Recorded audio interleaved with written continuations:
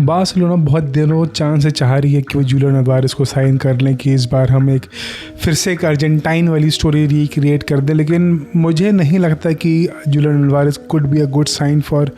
Barcelona because there are some reason I think there are better options in the market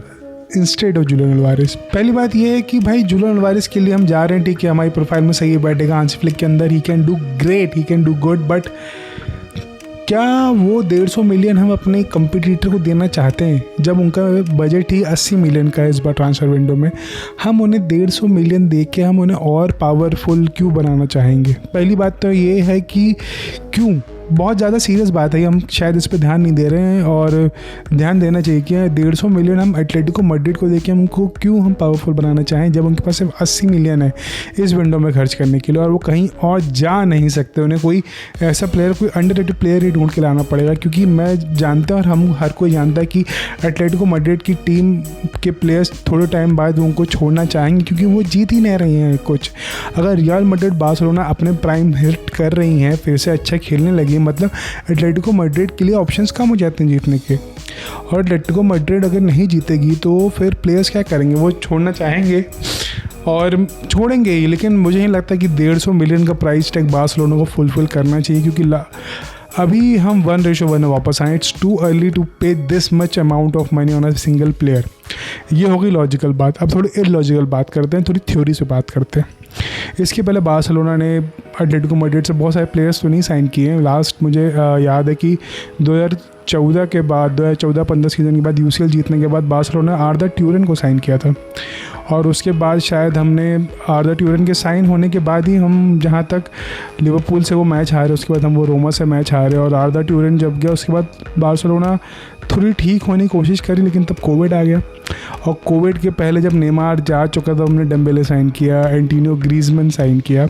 और Griezmann जब आया तब हम सब ने देखा कि बार्सिलोना को कोपा डेल रे जीतने में बहुत टाइम लग गया, कि कोपा डेल रे ही जीत लें तो बहुत बड़ी बात है, और तभी 8-2 वाली हमने शिकस्त देखी है। ये तो हो गई कोविड तक की बात।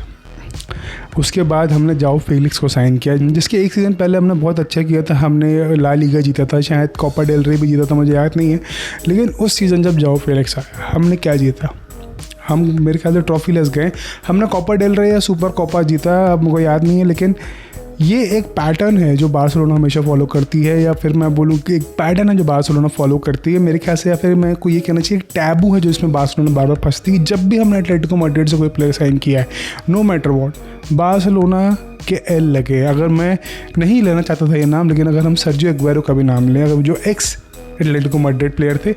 वो भी ज़्यादा दिन सस्टेन नहीं कर पाए बार्सिलोना में, और उस सीज़न पूरी दारोमदार एग्वेरो पे ही थी, डिपे हमारे पास बैकअप ऑप्शन था, और एग्वेरो भी पूरा फुलफिल नहीं कर पाए वो पूरा season, unfortunately due to medical reasons. लेकिन ये एक पैटर्न अगर बार्सिलोना देखे ना, कि हमको जब भी हमने एटलेटिको मैड्रिड के साथ कोई भी ट्रेड किया है, कोई भी हमने साइनिंग बेची या गई है, ये बैकफायर ही करी है बार्सिलोना, क्योंकि हमने जब डेविड विया को बेचा एटलेटिको मैड्रिड को, तब एटलेटिको मैड्रिड ला लीगा जीती। उसके बाद जब हमने सुआरेस को भेजा एटलेटिको मैड्रिड, तब भी एटलेटिको मैड्रिड ला लीगा जीती। तो भाई एटलेटिको मैड्रिड के साथ जब भी बार्सिलोना ट्रेड करती है ना, it always backfires on Barcelona. और अगर हम ये बात नहीं समझ पा रहे हैं, ये मेरा एक थ्योरी है, मेरी एक थ्योरी मैंने बनाई है कि जब भी एटलेटिको मैड्रिड बार्सिलोना के बीच में ट्रेड होता है, एटलेटिको मैड्रिड को प्रॉफिट होता है, बार्सिलोना बर्बाद होती है। और ये तो एक सेकंड ओपिनियन था, लेकिन फर्स्ट ओपिनियन ये है कि अभी भी मैं यही बोलूँगा 150 मिलियन किसी भी स्ट्राइकर के लिए इट्स टू मच। जब तक अगर अल्वारेस किसी लीग में गोल मार रहा होता ना, सुबह शाम दिन रात, तो मैं बिल्कुल बोलता कि हाँ बिल्कुल सही बात है, कर दो ना। वो कि ला लीगा में टॉप स्कोरर है, ना वो मैन सिटी में टॉप स्कोरर था, हम सिर्फ इसलिए उसके पीछे जा रहे हैं,